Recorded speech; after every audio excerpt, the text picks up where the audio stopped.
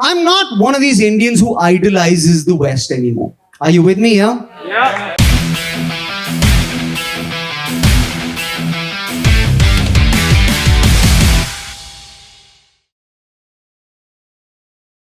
Life in the West isn't that great, is it? Like every time I meet people who live, like, by the way, by the West, I mean, all of those countries, like America, Germany, Britain, because they're all the same. They're just terrified people being ruled by blondes with bad haircuts.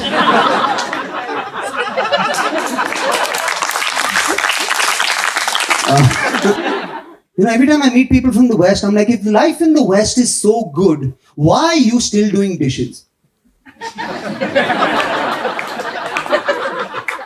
Your cousins in the West do their dishes, don't they, yeah? We don't do dishes. You know what it takes to make Indian people do dishes? A global pandemic. That's what it fucking takes.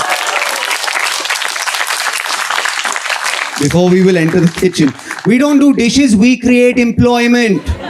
We oppress a weaker section of society. And we learned that from you, the West. How did white people invent servitude and then just forget about that shit? If there is a free square foot in India, we will put a job in that square foot. Agreed? In the West, you go to a parking structure, you put your own window down, you hit a button, the ticket comes out, you take the ticket, the barrier goes up, you go park your own car, and when you're going out, you take the ticket again, the barrier goes up, you put this thing, you pay your own thing and go out. In India, there is a guy who pulls the ticket and gives it to you in your window. Sare jahan se acha. I think the West isn't good. Like, you check into like a Western hotel in like London or New York, you have to carry your own bags. That sucks. On like a weekend trip, we're Indian, we can't do that. We have 36 bags. Why do you think so many Indian immigrants live around Heathrow or JFK, right? Because we just landed and we're like, we're not carrying this shit to downtown, we'll just live here. When you get to the hotel in the West, there's no toothbrush in your room. I hate that about American hotels. At the Taj, if you pay enough money, we will brush your teeth for you. We'll come up with a scheme, molars for dollars or something. If you fall sick in America, you have to go to the pharmacy and wait half an hour and get medicines yourself. Do you want to do that? I come from Mumbai. In Mumbai, you can have chemotherapy home delivered, all right? And if you pay a little bit extra, the guy who gets you your chemo will pick up a pack of cigarettes for you on the way to your house. That's Mumbai. Haan, bhaiya, 4 chemo, 2 ultramide lega aana, please. Stuff. In the West, you have racism, and racism is such a primitive system of thought. Why? It seems archaic to hate somebody basis the color of their skin when you can hate them basis what college they went to. I don't care if you came from Africa if I know you're going to Amity. That's all I'm saying. American parents don't pay for college. They make their children take loans. You know what we would do if our parents made us take a loan? We'd go and tell everybody in the fucking mohalla, Papa loan lena chahte hain. And the next week, Papa would pay for college. In the West, your accent matters so much. How you sound dictates how you get treated. I have so many American cousins. Remember that Apu from The Simpsons controversy, right? And they're like, oh my God, that Apu accent is racist and it's offensive and it propagates the wrong stereotypes. And I was bullied in high school because of that Apu accent. And I'm like, yo, Apu isn't the Indian with the funny accent. You are. Apu doesn't sound strange to me. You sound stranger than a motherfucker, right? Like I love NRIs because they pay in dollars. I love them, all right? But I like them. They're wonderful people, but let's be racist together under this tree, huh? We used to deal with that shit because you were nice cousins who gave us cool gifts during the summer holidays, right? But now we have cool shit at home in India. So now you're just a guy who can't say gulab jamun properly. Even Indians with a British accent I can't deal with. That's like you're not following historical protocol.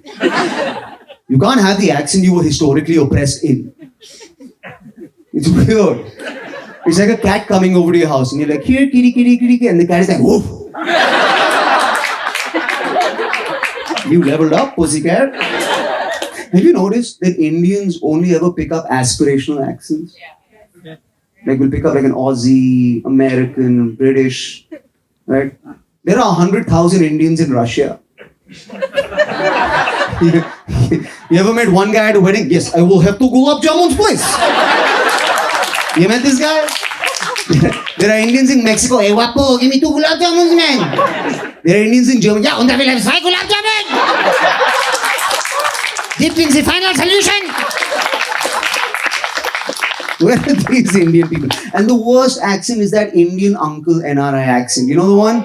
The Indian guys who've been abroad for half their life and here for half their life. That weird, hey man, come to my shop tomorrow. I give you good deal on jeans for your daughter. Who do you think you're talking to when you talk that way? You sound like Stephen Hawking fuck Deepak Chopra, alright? Just shut up and run Google.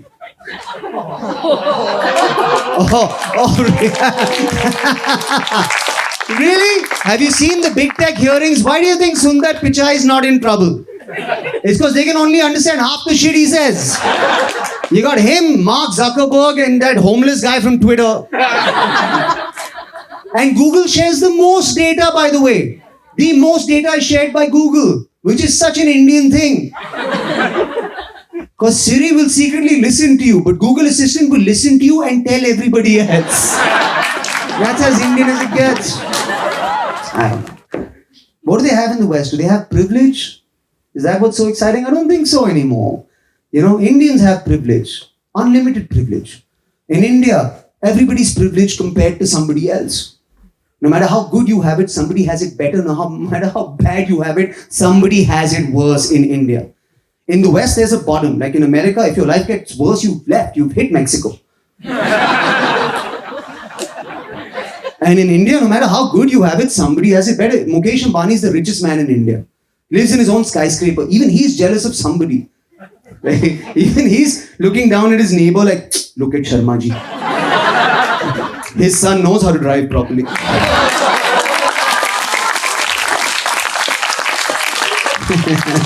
You're going to lose electricity in 5 seconds. They have privilege. I don't know what they have. Maybe here's what they have in the West. They have an entitlement for justice, where they feel like each one of them deserves justice. And if they don't get justice, they march. I love that. My favorite thing in the world is when white people march. Starbucks fights, not swastika fights. Because that too is a notion of privilege, right? When they get out in the West, they're like, we disagree with the policies of this government, so we're gonna march. We're gonna walk from here to there. And then from there to there. And our sacrifice will change the world.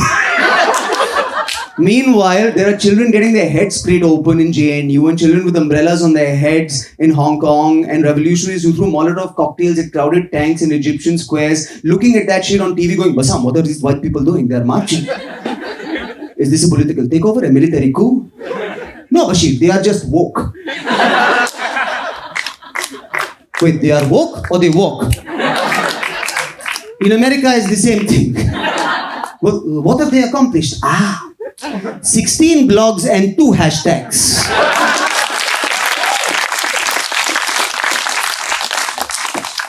White people will film hate crimes because the entitlement of justice. Have you seen that? Yeah? Something's going wrong. A white person will pull out their phone. What you're doing, sir, is wrong. This is a hate crime. You're going to go viral, so there are going to be consequences. This is wrong, sir. It's wrong. Every time a white person films a hate crime for somebody over there, in the background you can see an Indian person just quietly walking to work. He's like, I didn't see shit. I don't have my green card yet. This is not my problem. And yet they're divided. I feel like the West is more divided than we are in terms of their left and right. Would you agree with that, yeah?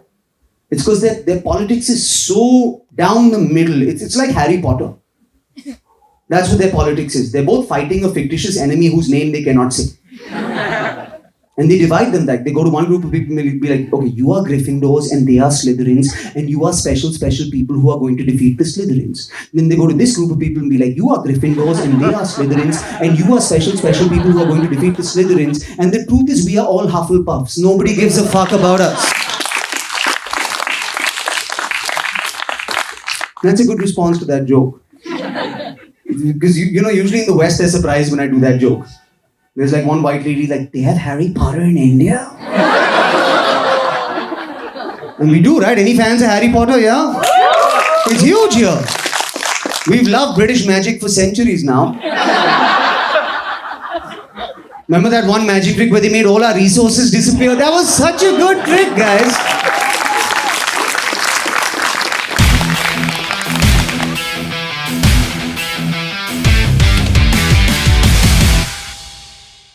Hey folks, it's Veer Das. I hope you enjoyed the brand new episode of 10 on 10. We wanted to make like a slightly more light-hearted, chilled out version this time. So we did The Crumbling of the West.